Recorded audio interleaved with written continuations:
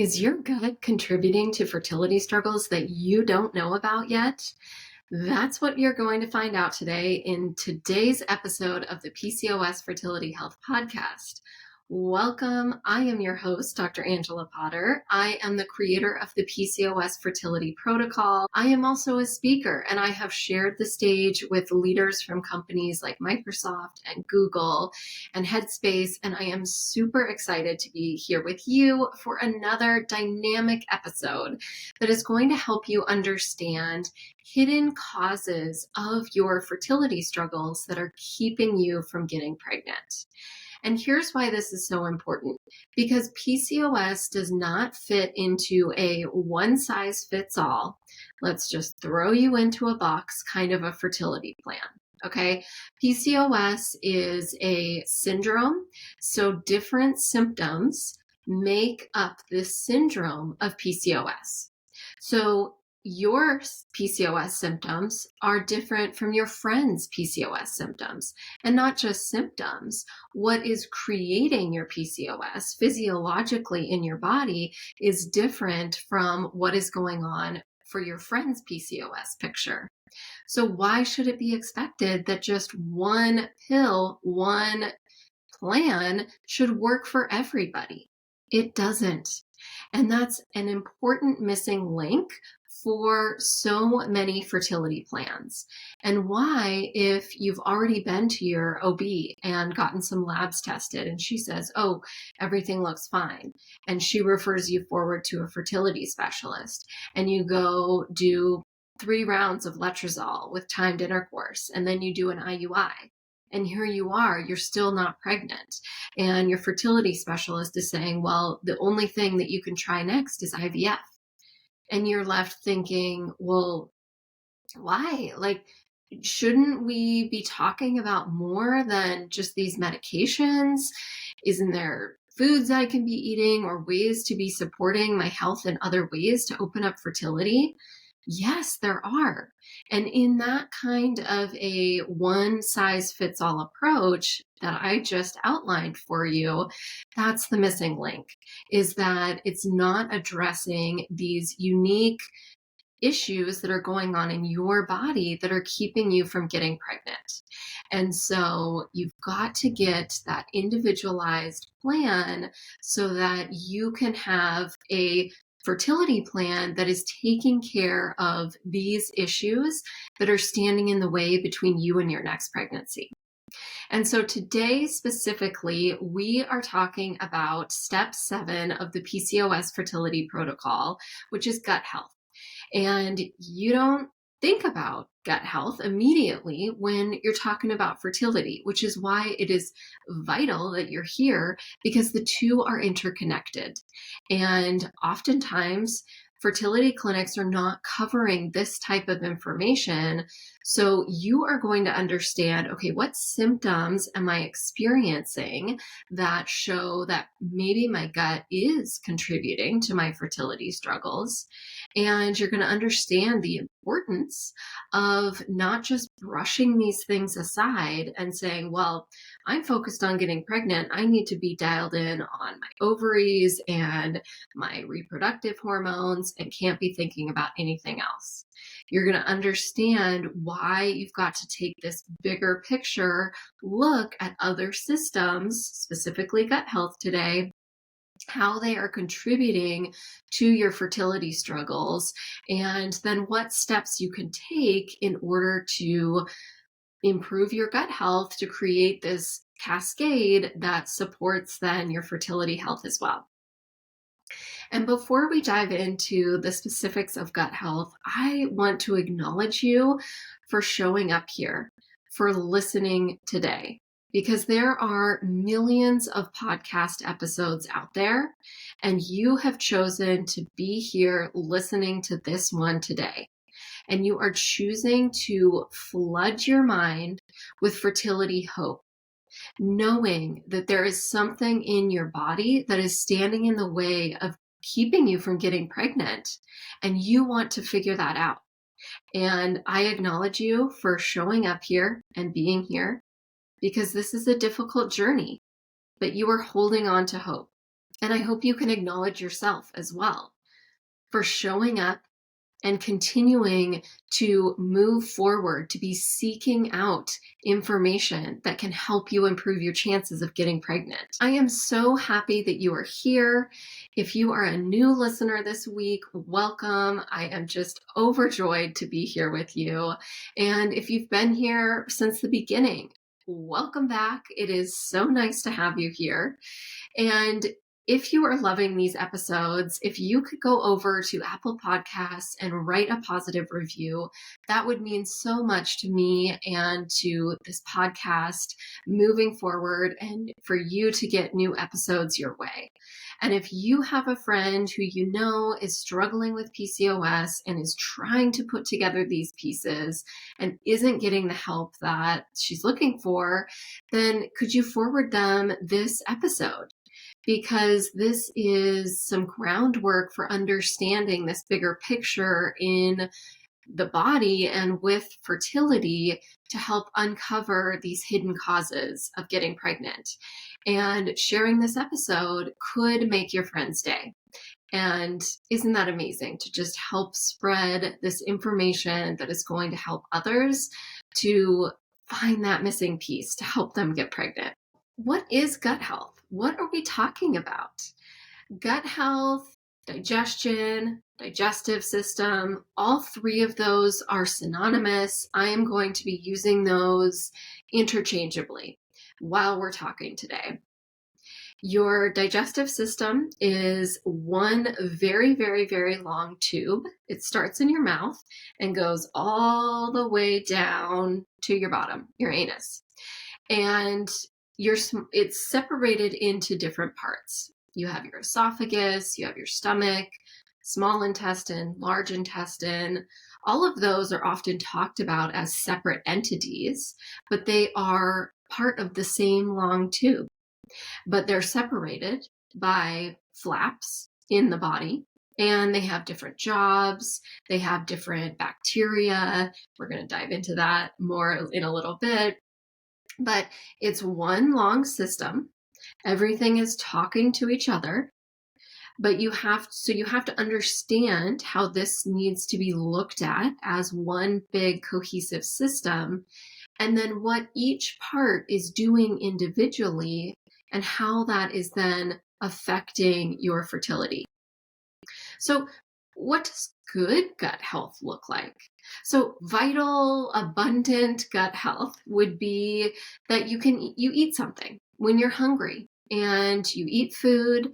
It goes down. You don't get any heartburn while you're eating or a couple hours after you're eating. That food goes through. You don't feel like there's a lead pit in your stomach, and you don't get any bloating or gas, and that food just passes through. You probably have a daily bowel movement, maybe two, but whatever it is, it's regular to you.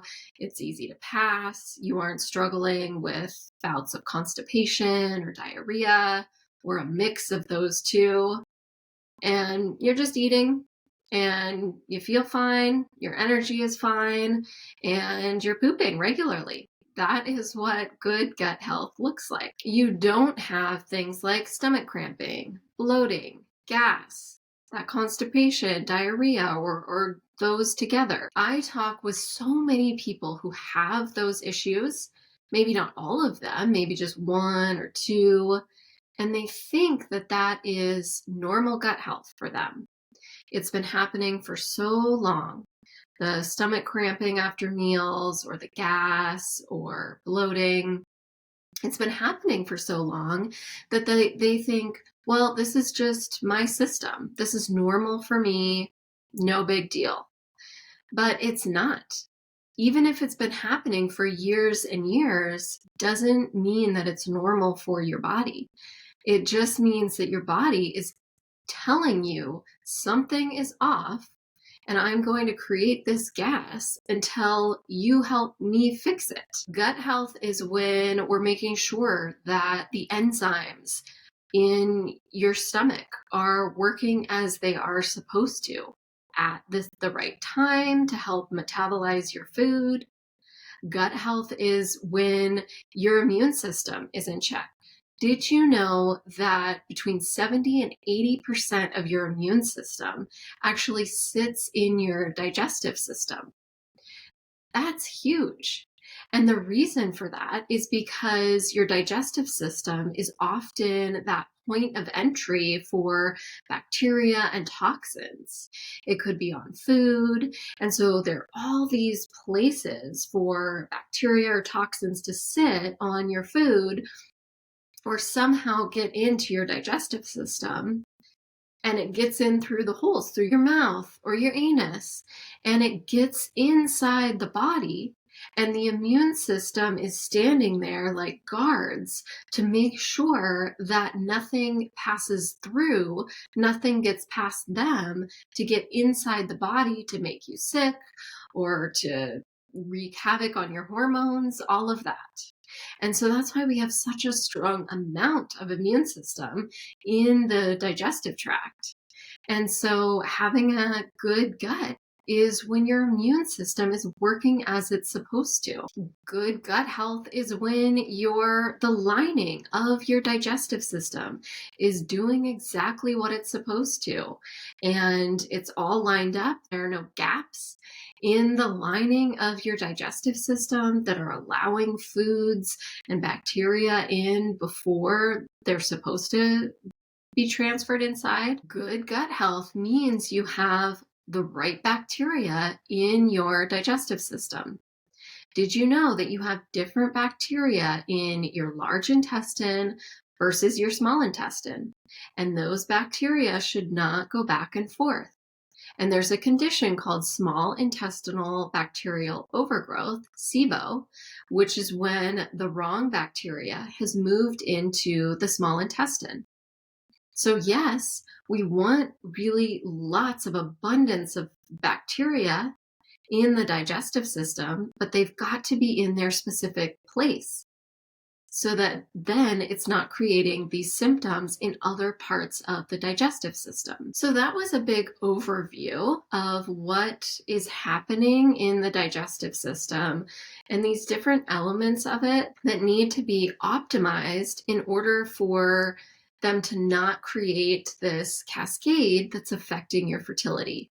But let's dive specifically into that. How is gut health actually affecting fertility? Well, so number one, enzymes. We talked about, do you have the proper enzymes in order to digest your food? Enzymes, they actually start in your mouth, okay, when you're salivating and you're, smelling food that's cooking and you start salivating, you're like, oh, wow, that smells so good and I'm hungry. And that's happening. That's actually releasing enzymes into your mouth because digestion starts in your mouth. It actually starts before you even put food into your mouth. But the release of enzymes are actually there in your mouth to help break down foods in that initial time when you're chewing them. And then the food moves down your esophagus into your stomach. And your stomach is rich in enzymes because what that's doing is that it is helping to break down the food so then your body can absorb nutrients as it moves through the digestive system, and it moves through in small enough pieces that is not affecting any of the other jobs of the digestive system as it moves down the tube. And stomach acid is helping to break down the food as well. Vitamin B12 is absorbed in the stomach. So if you aren't getting enough proper enzymes to be released in the stomach, or if you have low stomach acid, which is actually more common than you might think, because so often we are led to believe that symptoms like heartburn mean too much acid, and we're all sold medications that help lower stomach acid.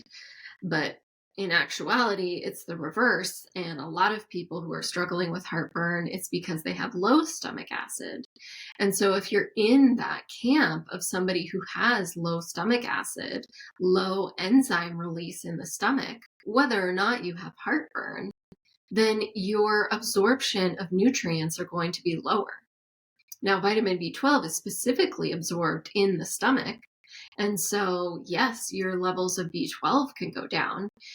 But then as the food moves forward in your digestive system, all the other nutrients of food are taken out of the food and brought into your system to give you energy. And if you aren't absorbing nutrients in your digestive system, then you can't have the right nutrients for your eggs to be maturing as they're supposed to be. You don't have the minerals necessary for the hormones to do what they need to be doing on a daily and a monthly basis. And so if your body isn't able to digest the food to get these minerals and vitamins out of food properly, then you're just setting yourself up for nutrient deficiency that is contributing to fertility problems. Reason number 2, how your gut health can contribute to your fertility struggles, is that the gut is a common place for inflammation to be happening. And that's because, again, you're eating foods that are coming from a foreign place from your body's perspective. And your body has to be hyper alert already to make sure that that food is an okay thing to bring into the bloodstream to say, pass those guards, your immune system guards, to say, yep, this one is good. Let's go. And then they'll say, nope, that one is bad. It needs to be flushed through. Or, whoa, we need to attack that one. Get it. And then push it through. So that all is happening quite actively in the digestive system. Every time that you're eating food, remember 70 to 80% of your immune system is in the digestive tract. And so it is doing its diligence to see, okay, what can come into the body and what needs to stay out. And that's why inflammation is really common to be in the digestive system. Certain foods that we're eating create upset in the digestive system, creating inflammation, potentially contributing to like leaky gut syndrome, where foods are passed into the bloodstream earlier on than when they're supposed to. Or the immune system starts getting confused about what is food and what is not. And it starts attacking things that are food that should be really nourishing to the body, but the immune system is confused and there's all this inflammation happening. Your immune system can then cause other immune cells in the body to be on high alert. And so how that contributes to fertility struggles is if you're trying to get pregnant and the body sees sperm as something that needs to get out of the body. It sees sperm and says, whoa, foreign invader, get this out of the body, because the immune system is confused on what is supposed to be there and what needs to leave. Or potentially the sperm connects with the egg and the egg, this fertilized egg, tries to get into the uterus. But the immune system says, alert, alert, there's something foreign inside this uterus. We need to push it out. And so that inflammation that started in the digestive system, in your gut, created this cascade for then when you're trying to get pregnant, the immune system is like, no, I'm trying to save you. I'm trying to keep these foreign things out of the body. Let's push this out. And you don't want that. That inflammation in the gut can then contribute to inflammation in other parts of the body. Let's talk about the thyroid for a minute. It could contribute to autoimmune conditions of the thyroid. And if that is then affecting your thyroid hormones, then your thyroid hormones aren't talking to the ovaries as they're supposed to help with egg maturation and egg quality and ovulation, getting that egg out of the ovary. And so here you are now, you've got this inflammation in the gut that caused the immune system to be fighting the thyroid. And then the thyroid can't work as it's supposed to, so those hormones can't go down talking to the ovaries to help with ovulation. Are you seeing how Fertility is so much more than just your lady parts. If you stay hyper focused on reproductive hormones and the ovaries, you're missing a big picture of what is contributing to your fertility struggles. And you don't want to be in that place. So the third thing that we're going to talk about specifically with gut and fertility issues today is that gut issues can contribute to estrogen imbalance.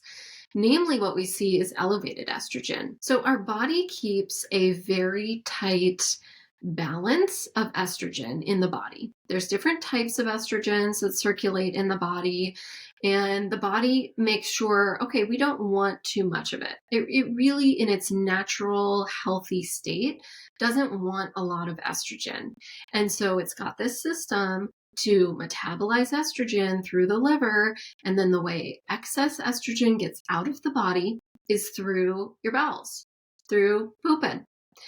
And if that system is not working as it's supposed to, if your bacteria is not rich enough to be helping with this estrogen release, or the liver is backed up working on other jobs and it's not able to recognize and get this excess estrogen out of the body, or perhaps you're getting exposed to too many synthetic estrogens, what we know as xenoestrogens, and your body is confused on, okay, well, what's fake? What's real? What do I actually need to get out of the body? I'm not sure, so I'm just going to keep it all inside. So then you get into that place where you have excess estrogen, which affects ovulation, which affects egg quality. It doesn't help with progesterone to rise when it's supposed to. And so those elevated estrogen levels started with the gut. And so if you're working with a doctor who is doing some lab testing for you and they look at your estrogen levels and they see that they're elevated, are they actually doing something to figure out, well, where is that coming from? And how do we actually stop that elevated estrogen from where it's starting? There is this elevated estrogen that is disrupting this hormonal cycle every month, this natural rhythm in the body that would lead to ovulation and pregnancy. No, instead, because you've got these gut issues going on, you've got excess estrogen contributing to that hormonal irregularity through the month, and you're not able to get pregnant. And so, number one, are you working with a doctor who is testing your estrogen levels? And number two, are they able to figure out, well, where is this coming from? Is the gut actually contributing to these excess estrogen levels?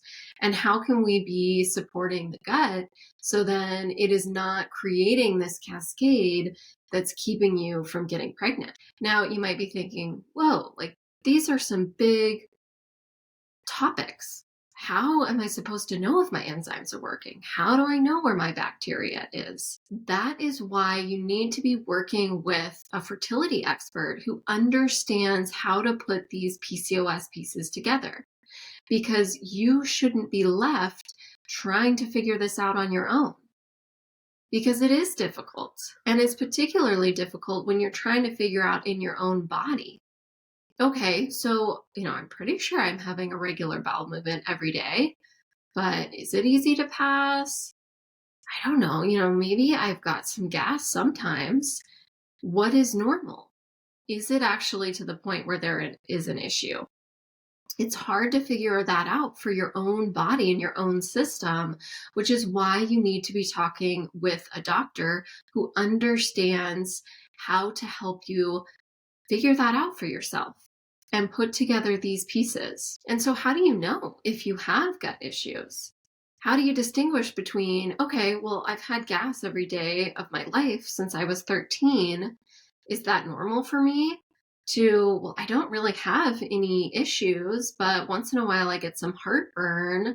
Is that showing that I have gut issues that are contributing to my fertility? Well, the number one way that you're going to know is through testing. And you can do stool testing. They've made some that are really easy that are just wipes now. Some stool testing is through a breath test. That breath test is specifically looking at that SIBO, that small intestinal bacterial overgrowth. But you want to do some testing in order to see what is going on, because we have some really robust comprehensive stool tests that can be done to look at different viruses, different bacterias. Maybe, we want bacteria in the digestive system, but if it's too elevated, then that's wreaking havoc on the system. We can look at parasites. We can look at levels of that healthy microbiome. And are you in that place where you have enough healthy bacteria in the digestive system? And we can do that through, we can look at all of those different elements really through one test to understand, okay, what is contributing to your gut issues? And is that occasional heartburn actually from something that is leading to lower nutrient absorption from your food, that is leading to this microbial dysfunction that is keeping your hormones out of whack and is keeping you from having healthy eggs and from ovulating? So testing is going to be really important, but you do not want to be doing this by yourself. You don't want to be left trying to figure this out on your own, because the gut has these moving pieces to it.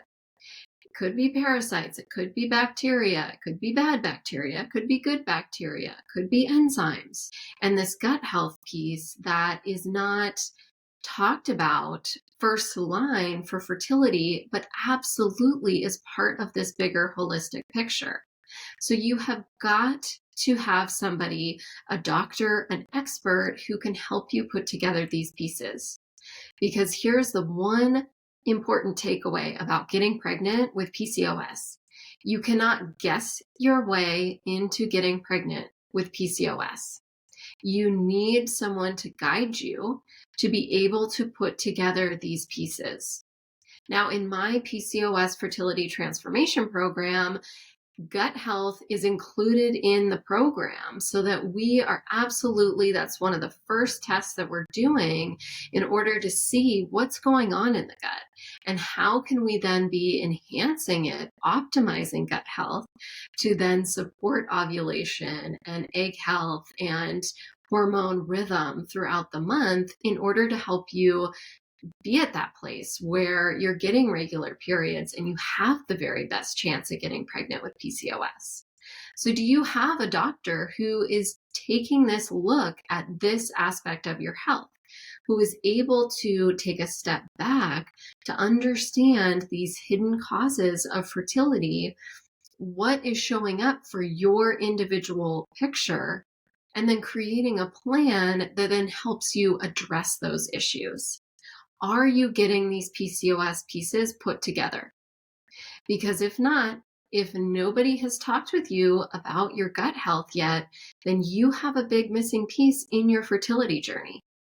And trying as many rounds of letrozole as you want moving forward, but if your gut health is creating inflammation and is causing the body to just push that egg out because it sees it as a foreign invader, you can try as many rounds of letrozole as you want, but it's not going to work if you still have this missing link.